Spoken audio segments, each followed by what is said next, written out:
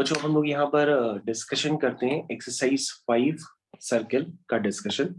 इस डिस्कशन में आपको थोड़ा सी बातें समझनी होगी कि मैं सबसे इसमें इंपॉर्टेंट क्वेश्चन ही डिस्कस कर रहा हूँ, यानी जो क्वेश्चन आपसे नहीं निकल रहे होंगे। तो वो क्वेश्चन नंबर बच्चों हैं 8th है, 10th है और 11th है। तो सबसे पहले आप क्वेश्चन नंबर 8th को देखिए, फिर 10th को देखिए, फिर 11th को पढ़िए। तो स्क्रीन को पॉज करके पहले बच्चों क्वेश्चन आप अटेम्प्ट कर लीजिए, उसके बाद मैं आपको सोल्यूशन बताने जा रहा हूँ। चलिए, तो सबसे पहले बच्चों आपके पास यहाँ पर क्वेश्चन नंबर 8 है।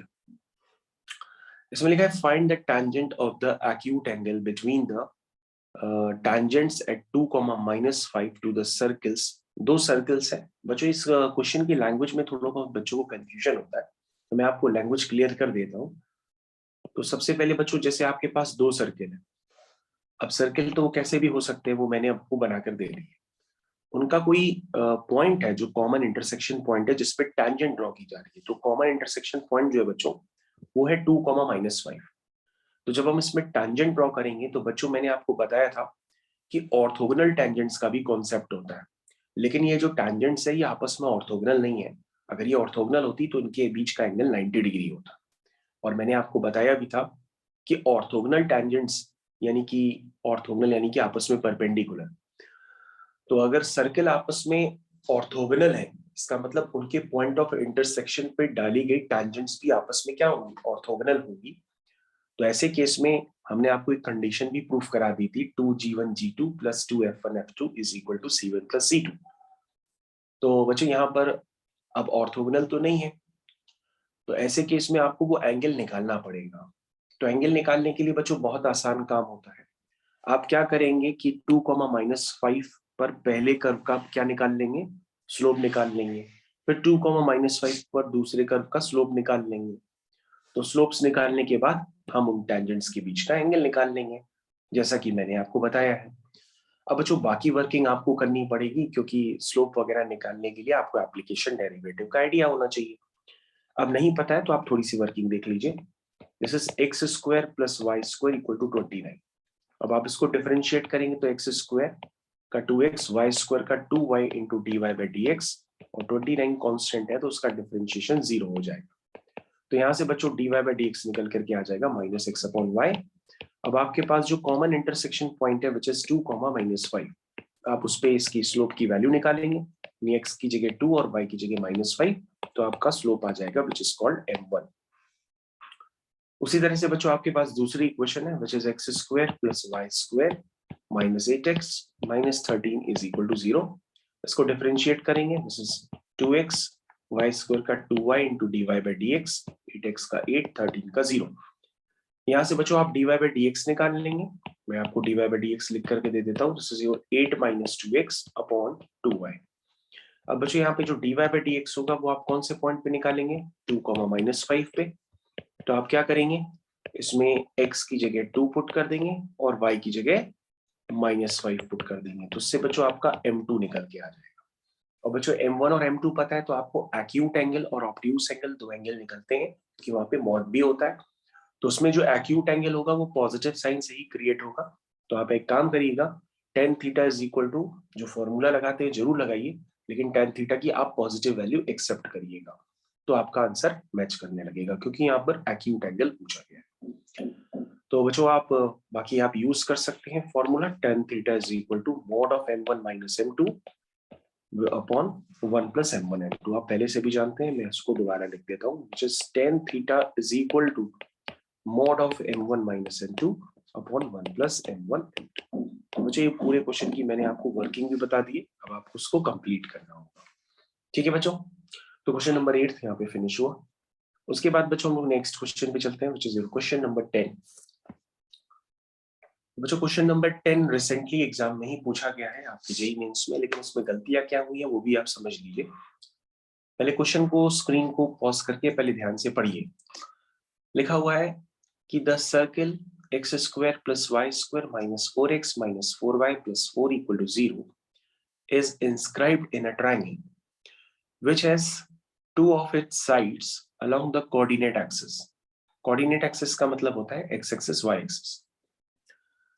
तो सर्किल जो है x एक्सिस को और y एक्सिस को टच कर रहा है, इसका मतलब जो तीसरी साइड होगी वो बेसिकली एक राइट एंगल ट्रायंगल का हाइपोटेनियस बन जाएगी, चाहे आप किसी भी क्वाड्रेंट में ये काम करें। तो पूछ रहा है the locus of the circum centre of the triangle is, कह रहा है जो ट्रायंगल है उसका जो सर्कम सेंटर का जो लोकस है वो ऐसा कुछ आपके पास गिवन है पहले से ही, और उसमें पूछ रहा है कि के की वैल्यू क्या होगी, what is the value of के। यानी बच्चों आपको इस राइट एंगल ट्रायंगल के सर्कम सेंटर का लोकस निकालना है। जब आप लोकस निकालेंगे तो उसमें आपको के की जगह बताना है कि वहां पे क्या आएगा कंपैरिजन करके। तो सबसे पहले बच्चों यहाँ पे गलती क्या हुई है बच्चों से, बच्चों ने ये सोचा कि सबसे पहले बच्चों ने ये सोचा कि अगर राइट एंगल ट्रायंगल है तो सर ने बताया है कि हाइपोटेनियस का जो मिड पॉइंट होता है वो सर्कम सेंटर होता है। तो हर बच्चे ने क्या किया कि हाइपोटेनियस के मिड पॉइंट को सेंटर सर्कम सेंटर एज्यूम कर लिया, और सर्कम सेंटर का लोकस निकालना था तो उसको एच कॉमा के लेट कर लिया, क्योंकि जिसको हम लोकस निकालते हैं उसको हम एच कॉमा के लेट करते हैं। उसके बाद बच्चों ने क्या किया, इस लाइन की इक्वेशन लिख दी जो एच कॉमा की से पास हो रही है। उस लाइन की इक्वेशन बच्चों ने लिख दी y equal to M X plus C. फिर उन बच्चों ने क्या कहा कि y equal to M X plus C इस लाइन की इक्वेशन है तो वो एच कॉमा के से पास हो रही है, उसको एच कॉमा के से पास करा दिया। पास कराने के बाद बच्चों को दिखने लगा कि सेंटर से इस लाइन पे डाला गया परपेंडिकुलर रेडियस यानी कि 2 के इक्वल होगा, उस कॉन्सेप्ट को यूज किया। अब जो बच्चों ने किया वो किया, लेकिन उनके पास वेरिएबल्स ज्यादा फंस गए, यानी कि स्लोप एम भी फंस गया और स्लोप सी भी फंस गया। मतलब एक होता है ना सी वाई एक्सिस इंटरसेप्ट सी, एक सी अननोन फंस गया और एक स्लोप फंस गया एम। तो यहाँ पे बच्चों ने कुछ काम किया तो वर्किंग की, लेकिन वो फाइनल रिजल्ट तक नहीं पहुंच पाए क्योंकि उनके अननोन्स ज्यादा क्रिएट हो गए। तो ऐसे केस में बच्चों आपको मैंने पहले भी बताया कि कभी भी आपको किसी भी लाइन का मिड पॉइंट, जैसे यहाँ पर आपके पास एच कॉमा के पहले से ही पता था और आप जान रहे हो कि उसने कहा है कि कोऑर्डिनेट एक्सिस है यहाँ पर, तो इसको आप पॉइंट को लेट करोगे ना, इसको लेट करोगे आप अल्फा कॉमा जीरो, ऊपर वाले को लेट करोगे जीरो कॉमा बीटा, तो डायरेक्टली आपके पास वो पॉइंट्स आ जाएंगे। और अगर बच्चों इस तरह की लाइन दिखती है तो वो तो intercept form of the line होता है ना, तो आप उसको y equal to M X plus C let करके क्वेश्चन बड़ा कैसे कर देंगे, क्वेश्चन आप बड़ा नहीं करेंगे। अगर आप मिड पॉइंट जानते हैं तो डायरेक्टली आप कोऑर्डिनेट एक्सिस के पॉइंट सब पता कर लेंगे, this is your 2h, 0 and 0, 2k। तो बच्चों आपके पास intercept form of the line आ जाएगा x upon 2h plus y upon 2k equal to 1। बस यही करना था बच्चों। इतना करने के बाद क्वेश्चन में वही ऑब्वियस सा कंसेप्ट था जो आप पहले से जानते हैं कि सेंटर से इस लाइन पे डाला गया परपेंडिकुलर रेडियस के इक्वल होगा। उस कॉन्सेप्ट को यूज करिए, इक्वेशन को सिंप्लीफाई करिए, h को x कर दीजिए, k को y कर दीजिए, और आपको थोड़ी देर बाद कंपैरिजन करने पे पता पड़ जाएगा कि ऊपर k की जगह क्या आ रहा है, 1 आ रहा है। और बच्चों प्लस माइनस 1 भी लिखा जा सकता है क्योंकि ये काम किसी भी क्वाड्रेंट में हो सकता है, इसलिए वहां पे आप प्लस माइनस 1 भी लिख सकते हैं, या k की वैल्यू सिर्फ 1 भी लिख देंगे तो भी काम चलेगा। तो बच्चों ये था इस मेन क्वेश्चन का कॉन्सेप्ट कि आपने वेरिएबल्स ज्यादा लेट करके अपने आप को परेशान कर लिया था। ओके, उसके बाद क्वेश्चन नंबर 11। तो क्वेश्चन नंबर 11 भी बच्चों रिसेंटली एग्जाम में ही आया हुआ है, पहले आप इसको साफ सुथरी तरीके से पढ़ लीजिए।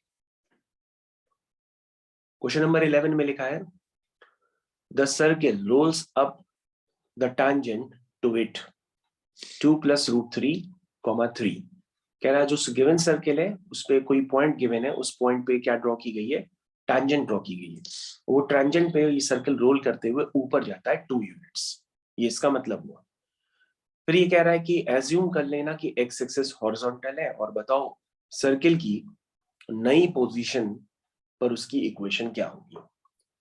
तो बच्चों आप सबसे पहले जो गिवन सर्किल है, गिवन सर्किल का सेंटर और रेडियस निकाल लीजिए, और उसके बाद उस पर टैंजेंट की इक्वेशन निकालना चाहें तो इक्वेशन भी निकाल सकते हैं, या टैंजेंट का डायरेक्टली स्लोप निकालना चाहें तो स्लोप भी निकाल सकते हैं, जैसी रिक्वायरमेंट हो। तो सबसे पहले आप क्या करेंगे, सर्किल की स्टैंडर्ड इक्वेशन को यूज करके उसका सेंटर, उसकी रेडियस, क्यों करेंगे, क्योंकि बच्चों जो ये घूमते हुए सर्किल आगे बढ़ेगा 2 यूनिट ऊपर जाएगा तो उसकी रेडियस तो चेंज होगी नहीं, सर्किल तो वही है, हाँ सेंटर बदल जाएगा लेकिन रेडियस वही रहेगी। तो आपको रेडियस तो पहले से ही पता है कि आपके पास रेडियस क्या निकल के आएगी। तो बच्चों अगर आप रिवर्स करेंगे क्वेश्चन तो एग्जाम में क्वेश्चन रिवर्स भी हो जाएगा, आपके ऑप्शंस कम हो जाएंगे। यानी कि आपके पास जो 4 ऑप्शंस दिए हैं उन चारों ऑप्शंस में आप क्या करिए, चारों सर्किल की पहले रेडियस निकाल के देख लीजिए। जहां 2 यूनिट आएगी वही आपका सही ऑप्शन होगा। मतलब इसकी रेडियस एक बार निकाल के देख लेना जो भी है। वैसे इसकी बच्चों जो रेडियस आती है वो मैं देख लेता हूँ। इसकी रेडियस बच्चों 2 ही यूनिट निकल के आएगी जब आप कैलकुलेट करोगे। अब बच्चों जैसा कि आप जानते हैं कि आपने कॉन्सेप्ट पढ़ा है स्ट्रेट लाइन में, parametric form of straight line याद आ गया होगा। x minus X one upon R cos theta is equal to y minus Y one upon sine theta is equal to r। तो मैंने क्या किया, मैंने सर्किल को रोल्स अप किया है, तो ये सर्किल 2 यूनिट आगे चला गया। तो फिर बच्चों मैंने कॉन्सेप्ट लगा दिया कि ये फिक्स पॉइंट है और फिक्स पॉइंट से r डिस्टेंस पे, फिक्स पॉइंट से r डिस्टेंस, r क्या है 2, फिक्स पॉइंट से r डिस्टेंस पे आपको एक वेरिएबल पॉइंट निकालना है। बस आपको ये पता होना चाहिए कि ये जो लाइन है वो एक्स एक्सिस से कितना एंगल बना रही है। अब बच्चों ये जो लाइन होगी वो टैंजेंट के तो पैरेलल ही होगी। अब आप टैंजेंट का स्लोप निकाल लीजिए इस कर्व पे 2 प्लस रूट 3, 3 पे। तो बच्चों जब आप इस इक्वेशन को डिफरेंशिएट करके 2 प्लस रूट 3, 3 पे जब आप स्लोप निकालेंगे, जैसा मैं आपको करके दिखा रहा हूं, तो वो स्लोप निकल करके आएगा रूट थ्री का मतलब होता है 1060 डिग्री। इसका मतलब बच्चों थीटा आपका 60 डिग्री आ गया। उसके बाद बच्चों मैंने आपको एल्गोरिथम सिखाई है, x minus 2 upon cos 60 is equal to y minus 4 upon sine 60 is equal to 2। Rolls up है तो 2। अब ये रोल्स अप ना लिखा होता तो हम प्लस माइनस 2 दोनों ले लेते, लेकिन रोल्स अप लिखा है तो मैंने अभी 2 ले लिया। तो बच्चों यहाँ इसको ऑपरेट करेंगे तो आपके पास x और y की वैल्यू आएगी। इसका मतलब आपके पास जो न्यू पोजीशन में सर्किल है उसका नया सेंटर निकल के आ जाएगा। नया सेंटर आ जाएगा, रेडियस वही है, सर्किल की इक्वेशन आ जाएगी। और बच्चों अगर आप क्वेश्चन रिवर्स करोगे तो क्वेश्चन जल्दी हो जाता है, क्योंकि एग्जाम में 4 ऑप्शंस में एक ही क्वेश्चन में रेडियस सही थी विच इज 2 यूनिट। तो बच्चों ने क्वेश्चन रिवर्स करके भी क्वेश्चन जल्दी कर दिए थे। तो बच्चों ये था आपके पास डिस्कशन जो मैं आपसे काफी देर से कर रहा था। ये डिस्कशन था एक्सरसाइज 5। तो उसके जो मेन क्वेश्चंस हैं वो मैंने आपसे डिस्कस कर दिए। Okay, thank you.